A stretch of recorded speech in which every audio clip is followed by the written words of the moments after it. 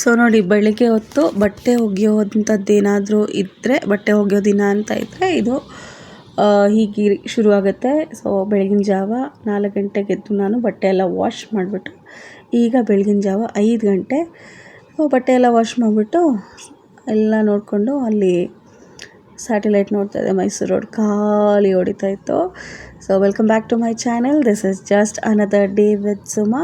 ಇವತ್ತಿನ ನನ್ನ ಬೆಳಿಗ್ಗೆ 4 ಗಂಟೆಗೆ ಶುರುವಾಯಿತು. 4ರಿಂದ 5 ನಾನು ಬಟ್ಟೆ ವಾಶ್ ಮಾಡಿಬಿಟ್ಟು ಬಟ್ಟೆ ಎಲ್ಲ ಒಣಾಕ್ಬಿಟ್ಟು ಮತ್ತೆ ನಾನು ಬಕೆಟ್ ಎತ್ಕೊಂಡು ಮನೆಗೆ ಹೋಗ್ತಿದ್ದೆ.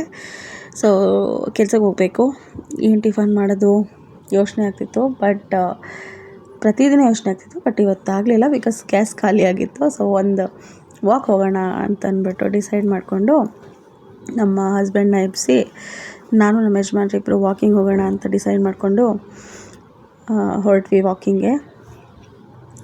ನೋಡಿ, ಕತ್ಲೆ ಬೆಳಗಿನ ಜಾವ 5 ಗಂಟೆ, ಅಷ್ಟು ಜನ ಓಡಾಡ್ತಿರ್ಲಿಲ್ಲ, ಬಟ್ ಸಕ್ಕತ್ತಾಗಿತ್ತು.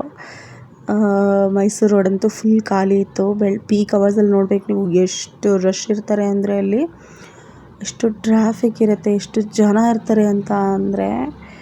ಗಾಡಿ ಅಂತೂ 2 ವೀಲರ್ಸು ಮೈ ಮೇಲೆ ಬರ್ತಾರೆ, ಕಾರವರು ಮೈ ಮೇಲೆ ಬರ್ತಾರೆ, ಅಷ್ಟು ಜನ ಇರ್ತಾರೆ. ಅಂಥದ್ರಲ್ಲಿ ಇವತ್ತು ಖಾಲಿ ಇತ್ತು. ಡಿಸೈಡ್ ಮಾಡಲಿಲ್ಲ ಎಲ್ಲಿ ಹೋಗಬೇಕು, ಎಷ್ಟೊತ್ತಿಗೆ 5 ಗಂಟೆಗೆ ಯಾವ ಪಾರ್ಕ್ ಓಪನ್ ಇರುತ್ತೆ. ಸೊ ಏನು ಮಾಡೋದು ಅಂತ ಯೋಚನೆ ಮಾಡ್ತಾ ಚಂದ್ರ ಲೇಔಟಿಂದ ಯೂನಿವರ್ಸಿಟಿಗೆ ಹೋಗೋಣ, ಬೆಂಗಳೂರು ಯೂನಿವರ್ಸಿಟಿ ರೋಡ್ಗೆ ಹೋಗೋಣ ಅಂತ ಡಿಸೈಡ್ ಮಾಡ್ಕೊಂಡ್ವಿ. ಸೊ ಬೆಂಗಳೂರು ಯೂನಿವರ್ಸಿಟಿಗೆ ಹೋಗೋಣ ಅಂತ ಡಿಸೈಡ್ ಮಾಡಿಕೊಂಡು ನಾವು ಗಾಡಿ ಹತ್ತಿ ಗಾಡಿಯಲ್ಲಿ ಯೂನಿವರ್ಸಿಟಿಗೆ ಹೋಗ್ತಾ ಇದ್ವಿ. ಯೂನಿವರ್ಸಿಟಿ ಗೇಟ್ ಕೂಡ ಕ್ಲೋಸ್ ಆಗಿರುತ್ತೆ. ಅದು ಕೂಡ ಬೆಳಿಗ್ಗೆ ಒಂದು 6:30 ಹಂಗೇನೋ ಓಪನ್ ಆಗುತ್ತೆ. ಗಾಡಿಗಳಿಗೆಲ್ಲ ಗಾಡಿ ಎಲ್ಲ ಓಡಾಡಬೇಕು ಅಂತಂದರೆ.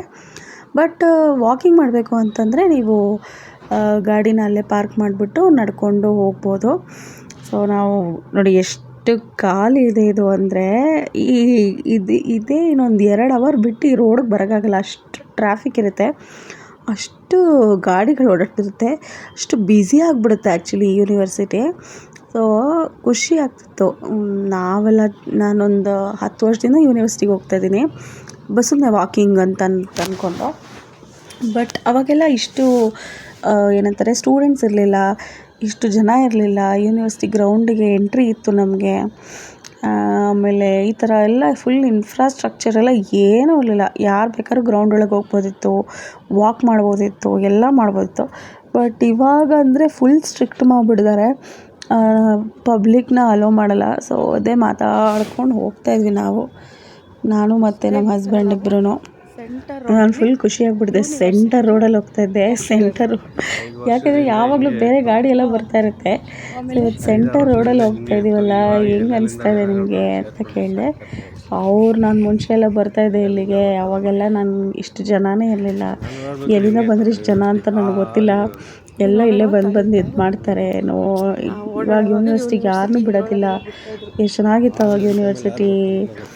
ಆಮೇಲೆ ಅವಾಗೆಲ್ಲ ಅಷ್ಟು ಸೆಕ್ಯೂರಿಟಿ ಇರಲಿಲ್ಲ, ಈ ಥರ ಕರೆಂಟ್ ಫೆಸಿಲಿಟೀಸ್ ಎಲ್ಲ ಇರಲಿಲ್ಲ. ಕತ್ಲಾಗ್ಬಿಡ್ತಾಯಿತ್ತು. ಕತ್ಲಾದ್ಮೇಲೆ ಜನನೇ ಬರ್ತಾ ಇರಲಿಲ್ಲ ಈ ರೋಡಲ್ಲಿ. 7 ಗಂಟೆ ಆದಮೇಲೆ ಜನ ಓಡಾಡ್ತಾನೆ ಇರಲಿಲ್ಲ ಅಂತೆಲ್ಲ ಹೇಳ್ಕೊಂಡು ಬರ್ತಾಯಿದ್ರು. ಸೊ ಇಲ್ಲಿ ಮುಂದೆ ಹೋಗ್ತಾ ಈ ವೃಷಭಾವತಿ ನದಿ ಇರುತ್ತೆ. ಸೊ ಅದು ಜುಳು ಅಂತ ನೀರು ಕೇಳಿಸುತ್ತೆ. ಸೊ ಅದು ಕೆಂಗೇರಿ ಮೋರಿ ಆಗಿಬಿಟ್ಟಿದೆ, ಅದೊಂದು ಬೇಜಾರು. ಸೊ ಅದೊಂಚೂರು ಹೆಂಗಾದರೂ ಮಾಡಿ ಸರಿ ಹೋಗ್ಬಿಟ್ರೆ ಎಷ್ಟು ಚೆನ್ನಾಗಿರುತ್ತಪ್ಪ ಅಂತ ಅನಿಸ್ತಿದೆ. ಹಾಗೆ ಆಗ್ತಾ ಬೆಳಗ್ಗೆ ಆಯಿತು. ಸೊ ಬೆಳಗ್ಗೆ ಆಗ್ತಿದ್ದಂಗೆ ಒಂದೊಂದೇ ಗಾಡಿ ಬಿಡೋಕ್ಕೆಲ್ಲ ಅಲ್ಲಿ ಗೇಟ್ ಹತ್ರ ನೋಡಿ ನಿಂತ್ಕೊಂಡಿದ್ದಾವೆ, ಯಾವಾಗ ಗೇಟ ಓಪನ್ ಮಾಡ್ತಾರೆ ಅಂತಂದ್ಬಿಟ್ಟು ಕಾಯ್ತಾ ಇತ್ತು. ನಾವು ಹಂಗೆ ನೋಡಿಕೊಂಡು ವಾಪಸ್ ಚಂದ್ರ ಲೇಔಟ್ ಮೇಲೆ ಮನೆಗೆ ಬರ್ತಾ ಇದ್ವಿ. ಬಟ್ ಚೆನ್ನಾಗಿತ್ತು. ಸೊ ಒಂಥರ ಚೆನ್ನಾಗಿತ್ತು ಬೆಳಗ್ಗೆ ಹೊತ್ತು. ಈ ಥರ ಏನೂ ಟೆನ್ಷನ್ ಇರಲಿಲ್ಲ ಇವತ್ತು, ಬಿಕಾಸ್ ಗ್ಯಾಸ್ ಇರಲಿಲ್ಲ. ಏನಪ್ಪ ಅಡುಗೆ ಮಾಡೋದು, ಏನಪ್ಪ ಟಿಫನ್ ಮಾಡೋದು ಅನ್ನೋ ಟೆನ್ಷನ್ ಇರಲಿಲ್ಲ. ಅದಾದಮೇಲೆ ಆಚೆ ಇಡ್ಲಿ ತಿಂದ್ಕೊಂಡು ಬಾಕ್ಸ್ ಹಾಕ್ಸ್ಕೊಂಡು ಕೆಲ್ಸಕ್ಕೆ ಹೋಗಿ ಇದು ವಾಪಸ್ ಕೆಲಸ ಎಲ್ಲ ಮುಗಿಸ್ಕೊಂಡು ಸಂಜೆ ಆಟೋಲಿ ಮನೆಗೆ ಬರ್ತಾಯಿದ್ವಿ. ನಾನು ನನ್ನ ಮಗಳನ್ನ ಸ್ಕೂಲಿಂದ ಪಿಕಪ್ ಮಾಡಿಕೊಂಡು ನಾವಿಬ್ಬರು ಮನೆಗೆ ಬರ್ತಾಯಿದ್ವಿ ಆಟೋದಲ್ಲಿ.